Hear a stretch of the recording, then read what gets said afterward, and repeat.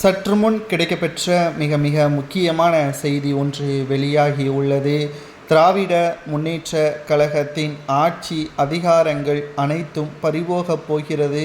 தமிழ்நாட்டில் சட்ட ஒழுங்கு மிக மிக மோசமாக இருப்பதாக நாடாளுமன்றத்தில் பாஜகவின் எம்பி எல் முருகன் அவர்கள் தெரிவித்துள்ளார். தமிழகத்தில் கடந்த சில நாட்களுக்கு முன்பாக காவல்துறையினர் மூலமாக நீதிமன்றத்தின் உத்தரவை மீறி செயல்படுவதற்கு யார் அதிகாரத்தை கொடுத்தார்? ஸ்டாலின் அவர்கள் முதல்வர் பதவியை தங்களுக்கு சாதகமாக மத்திய அரசின் விதிகளுக்கு உட்பட்டு செயல்படாமல் அவர்களது சுய முடிவால் செயல்படுவது தவறு என்பதும் இது மக்களுக்கும் நாட்டிற்கும் மிகப்பெரிய ஒரு சிக்கலை ஏற்படுத்தும் என்பதை நாடாளுமன்றத்தில் எல் முருகன் அவர்கள் வாதாடியுள்ளார். திருப்பரங்குன்றம் பிரச்சனை என்பது மிகப்பெரிய அளவிலான தகவலாக நாடாளுமன்றம் வரை சென்றுள்ளது. திமுகவின் எம்பிக்கள் எல் முருகன் பேசியது தவறு என்று வாதத்தில் ஈடுபட்டனர். இதனால் நாடாளுமன்றத்தில் 1.5 மணி நேரம் அமளியில் ஈடுபட்டது.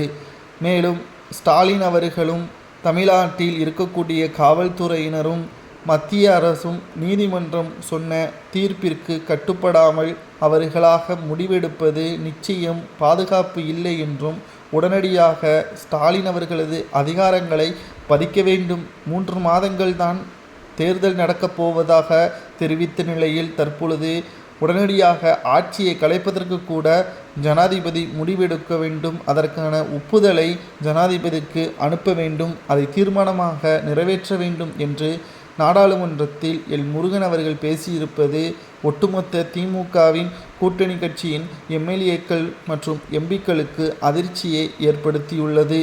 2026 சட்டசபை தேர்தலில் எப்படியும் திமுக தோல்வியே தான் தழுவும் என்ற ஒரு குற்றச்சாட்டுகளும் முன்வைக்கப்பட்டுள்ளது. இதனால் தமிழகத்தில் திமுக ஆட்சியை இழப்பதற்கு தற்பொழுது தயாராகிவிட்டதா? மேலும் தங்களுக்கு சாதகமாக மக்கள் வர வேண்டும் என்றால் இந்த மாதிரியான பிரச்சனையை தமிழ்நாட்டில் ஏற்படுத்தினால் மட்டும்தான் திமுக ஆட்சியை தக்க வைத்து கொள்ள முடியும் என்ற முடிவில் செயல்படுவதாகவும், வடமாநிலங்களில் நடைபெற்ற பிரச்சனைகள் போல் தமிழ்நாட்டில் புதிதாக திமுகவால் பிரச்சனை உருவாக்கப்படுவதாகவும் பல்வேறு கேள்விகளையும் எல் முருகன் அவர்கள் முன்வைத்துள்ளார். தற்பொழுது இதனால் நாடாளுமன்றத்தில் அமளியில் ஈடுபட்ட காரணத்தினால் சுமார் 1.5 மணி நேரம் நாடாளுமன்றம் நடைபெறவில்லை. திமுக ஆட்சி அதிகாரங்கள் பறிக்கப்பட வேண்டும், ஆட்சி கலைக்கப்பட வேண்டும் என்று எல் முருகன் கூறுவது சரியா தவறா என்பதை மக்களாகிய உங்களது கருத்துக்களை கமெண்ட் வாயிலாக கூறுங்கள்.